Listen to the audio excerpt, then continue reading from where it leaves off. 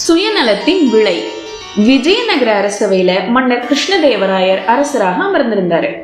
அரசவை எல்லாம் அமைதியா இருந்துச்சு.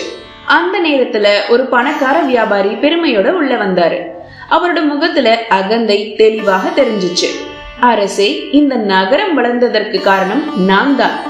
எல்லாரையும் விட நான் தான் புத்திசாலி என்று பெருமையோட சொன்னாரு. அவனோட வார்த்தையை கேட்டதும் அரசவையில இருந்தவங்க யாருமே பேசவே இல்லை. அப்போது தெனாலிராமன் மெதுவாக சிரித்துக் கொண்டு முன்னாடி வந்தாரு. நீங்கள் உண்மையிலேயே பெரியவர் என்றால் ஒரு சின்ன சோதனைக்கு தயார்தானே என்று கேட்டாரு. அகந்தையில இருந்த வியாபாரி உடனே ஒப்புக்கொண்டாரு. தெனாலிராமன் ஒரு பெரிய பெட்டியை கொண்டு வர சொன்னாரு. இந்த பெட்டிக்குள் அற்புத பொருள் ஒன்று இருக்கிறது. அதை கையை வைத்து எடுத்து வர வேண்டும். ஆனால் ஒரு நிபந்தனை, அது உனக்காக மட்டும் இருக்கக்கூடாது.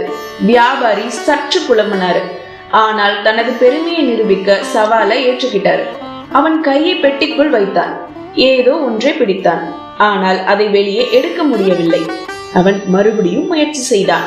மீண்டும் முயற்சி செய்தான். ஆனால் கையை வெளியே எடுக்க முடியவில்லை. இது ஏன் வரவில்லை என்று கோபமாக கேட்டான். அப்போது தெனாலிராமன் அமைதியாக சொன்னார், உன் கையை திறந்து பார். வியாபாரி மெதுவாக கையை திறந்தான். அவன் கையில் எதுவுமே இல்லை. ஆனால் இந்த முறை அவன் கையை எளிதாக எடுக்க முடிந்தது. தெனாலிராமன் சிரித்துக் கொண்டு சொன்னார், நீ பிடித்தது சுயநலம். அதை பிடித்துக் கொண்டு இருந்ததால் தான் உன் கையை வெளியே எடுக்க முடியவில்லை. அதை விட்டுவிட்டால் நீயும் சுதந்திரமாக இருப்பாய். இந்த வார்த்தைகளை வியாபாரியை மௌனமாக்கின. அவன் தலை குனிந்தான். அவன் தவறை உணர்ந்தான். அப்போது மன்னர் மெதுவாக கூறினார், பிறரை நினைக்காதவன் ஒரு நாள் தன்னையும் இழந்து விடுவான். இந்த கதையோட நீதி என்ன தெரியுமா? சுயநலம் பிடித்த கையை விடாமல் வைத்தால் வாழ்க்கை முன்னே போகாது.